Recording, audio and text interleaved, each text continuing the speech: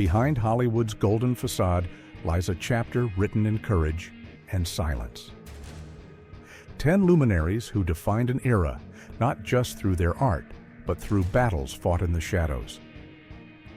In a time when being gay meant career suicide and AIDS carried a death sentence wrapped in stigma, these icons created, performed, and inspired while the world looked away.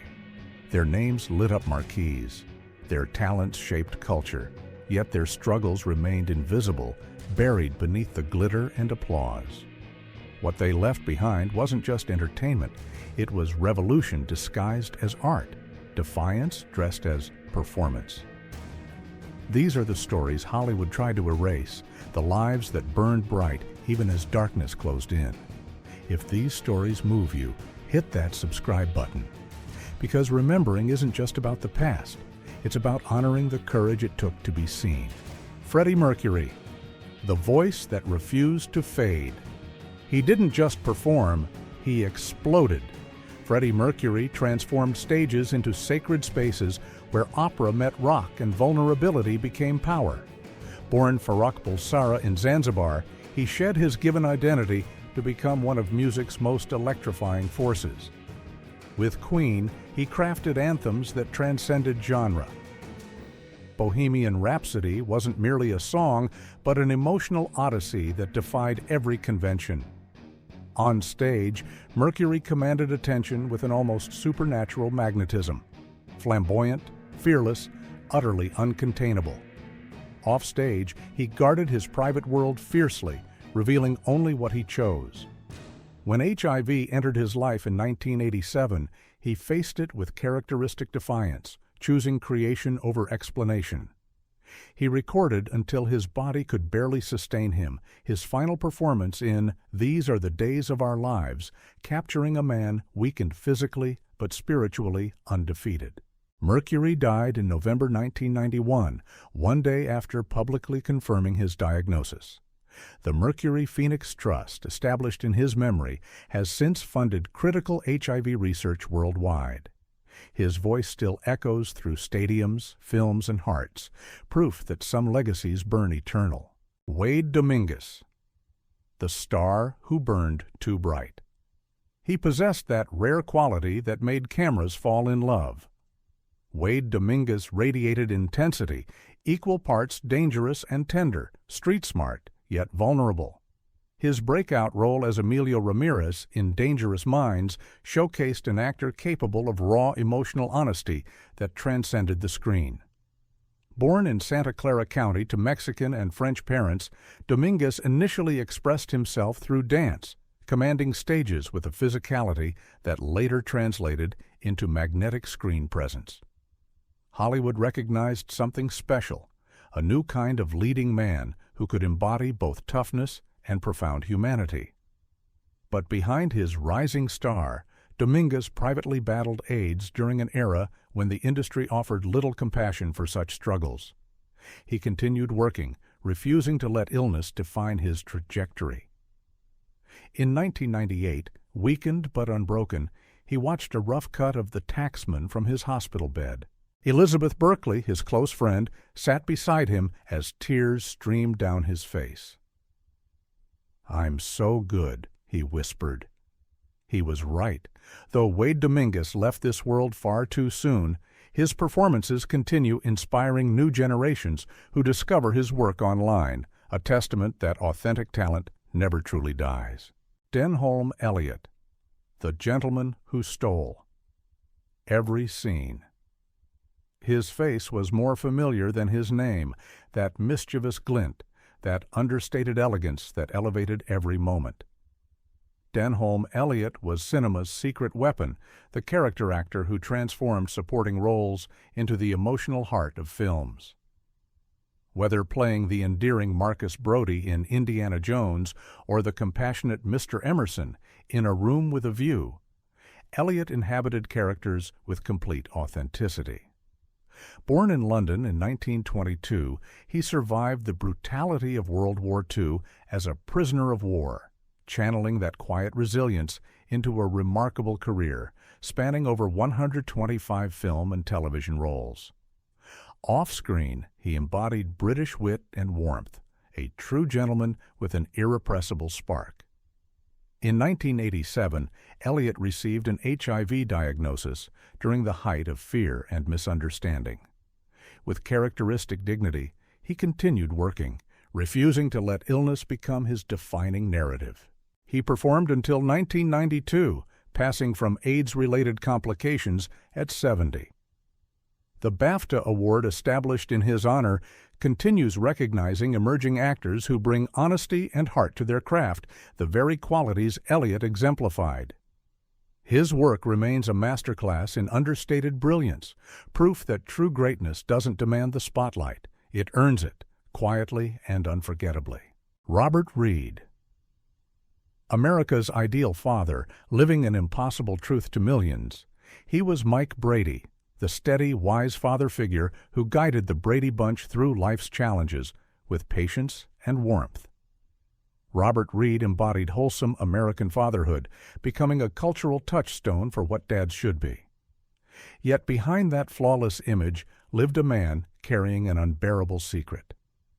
Born John Robert Reitz, Jr. In 1932, Reed was a classically trained actor who cherished Shakespeare far more than sitcom work. The role that made him beloved also imprisoned him within Hollywood's rigid expectations and suffocating silence.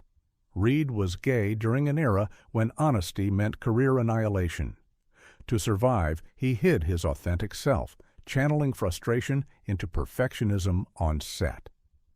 Though sometimes demanding with the crew, his young co-stars remember a genuinely caring father figure, protective, encouraging, deeply invested in their well-being. That paradox defined him, a man portraying honesty who couldn't live it fully. When diagnosed with colon cancer in 1991, only intimate friends knew HIV was also ravaging his body. He died in 1992 at 59. Though officially attributed to cancer, AIDS whispers soon emerged, adding heartbreaking context to his story. The Brady Bunch cast continues honoring not just television's perfect father, but the complex man who paid dearly for authenticity he could never claim. Willie Smith, fashion's revolutionary who dressed real life. He didn't design for elite runways. He created for people living actual lives, walking city streets, chasing dreams. Willie Smith brought warmth, color, and radical inclusivity to an industry built on exclusion. Born in Philadelphia in 1948, Smith revolutionized fashion by believing style belonged to everyone, not just the privileged few. When he launched WillieWear in 1976, he sparked a movement, fusing streetwear with high fashion decades before it became mainstream. His designs were joyful, wearable, unapologetically democratic. By the mid-1980s, WillieWear generated over $25 million annually, beloved by artists, activists, and everyday people who finally saw themselves reflected in fashion. Smith collaborated across disciplines, filmmakers, dancers, architects, shattering creative boundaries. He designed Mary Jane Watson's iconic wedding dress in Spider-Man comics and helped define 1980s America's aesthetic: bold, expressive, optimistic. His work was social commentary stitched in fabric, challenging who deserved to feel beautiful. Behind the vibrancy lived private pain. In a world hostile to difference, Smith kept his HIV diagnosis hidden.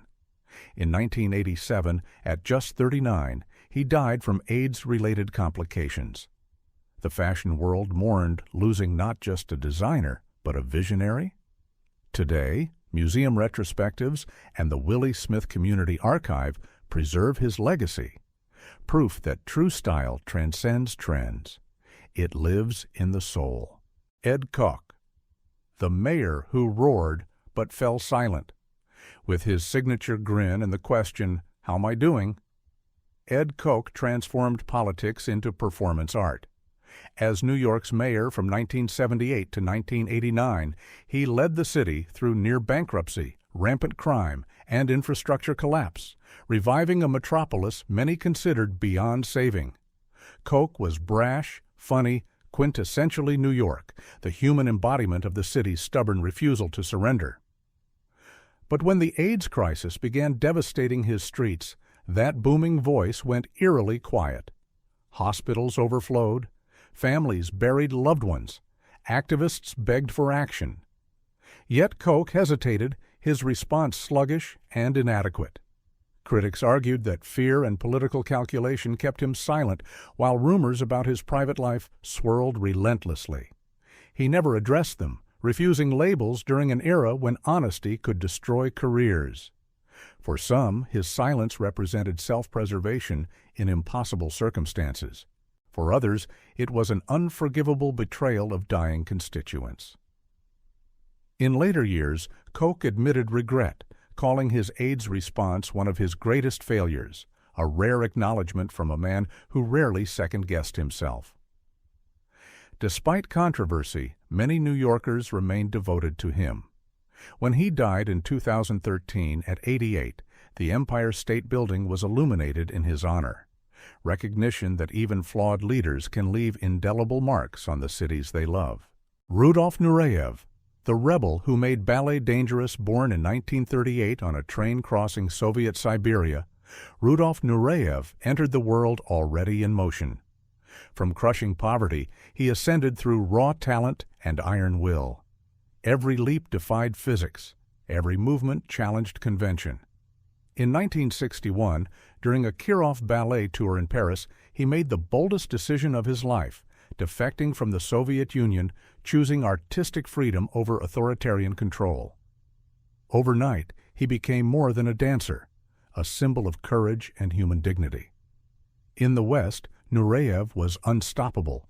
His legendary partnership with Dame Margot Fonteyn balanced her grace against his raw intensity, transforming ballet from polite entertainment into visceral experience. He brought masculine power and passion to a stage that had grown complacent, making the art form thrilling and relevant again. Off-stage, he lived with the same fierce intensity, bold, extravagant, unapologetically himself. By the 1980s, health rumors began circulating. Nureyev was diagnosed with HIV, but refused to let illness diminish him. Even as his body weakened, he choreographed, performed, and directed the Paris Opera Ballet with unrelenting fire. When he died in 1993 at 54, the world mourned, but his spirit never dimmed. Nureyev didn't just dance. He battled gravity, fear, and mortality itself, leaving a legacy that still pulses through every performance, every heartbeat on stage. Steve Rubell, the ringmaster of New York's greatest show.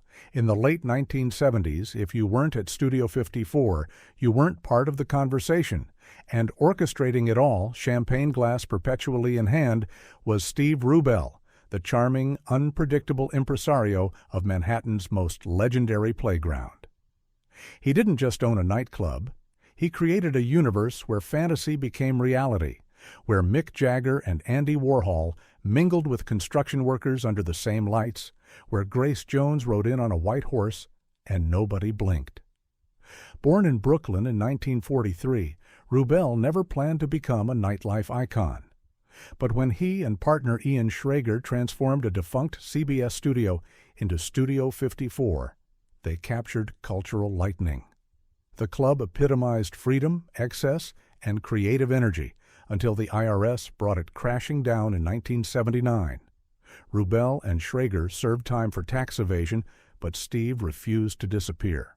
After prison, he helped pioneer the boutique hotel movement, revolutionizing hospitality by merging luxury with personal style. Yet beneath continued success, his health quietly declined.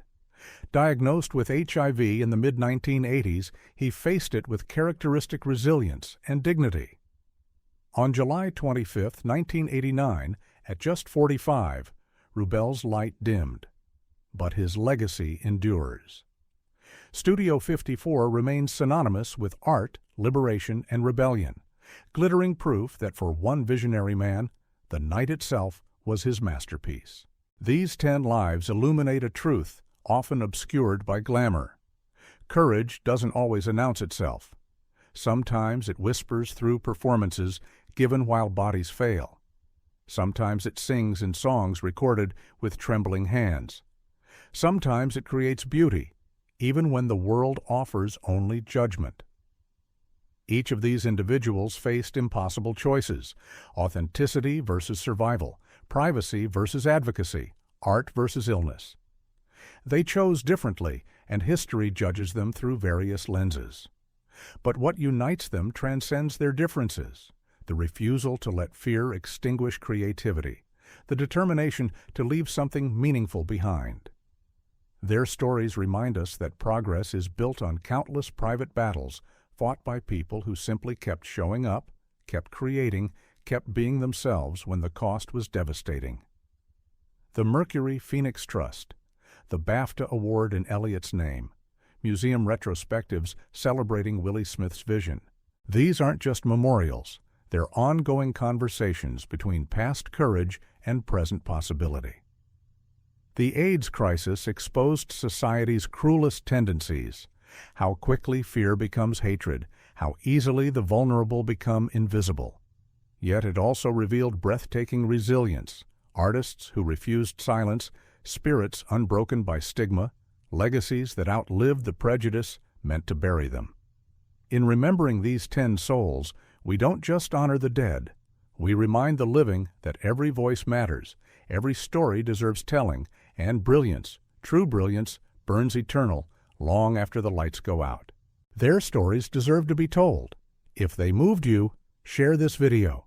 Subscribe to keep these memories alive, because forgetting them would be the greatest tragedy of all.